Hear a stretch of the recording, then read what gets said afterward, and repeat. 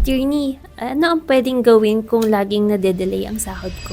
Hi TikTok, this is Attorney Leah of Respicio & Company Law Firm at sagutin natin ito.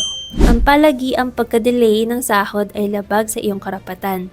Ayon sa Article 103 ng Labor Code, ang sahod ay dapat bayaran hindi bababa sa 2 beses bawat buwan at ang pagitan ng bayad ay hindi lalagpas sa 16 na araw. Kung may force majeure, halimbawa kalamidad, dapat itong bayaran agad matapos itong mawala.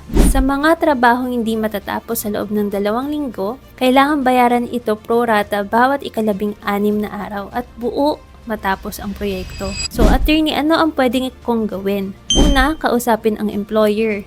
Maaring may pansamantalang problema. Pero, kung paulit-ulit, pwede ka nang lumapit sa mga ahensya ng gobyerno. Pangalawa, maghain ng reklamo sa DOLE Regional Office o sa kanilang hotline. Pangatlo, mag-file ng kaso sa NLRC kung hindi ma-resolve pa sa DOLE o may claims tulad ng damages o constructive dismissal, pwede ka nang magsampa ng kaso sa National Labor Relations Commission. Tandaan, hindi dapat pinapabayaan ang delayed wages.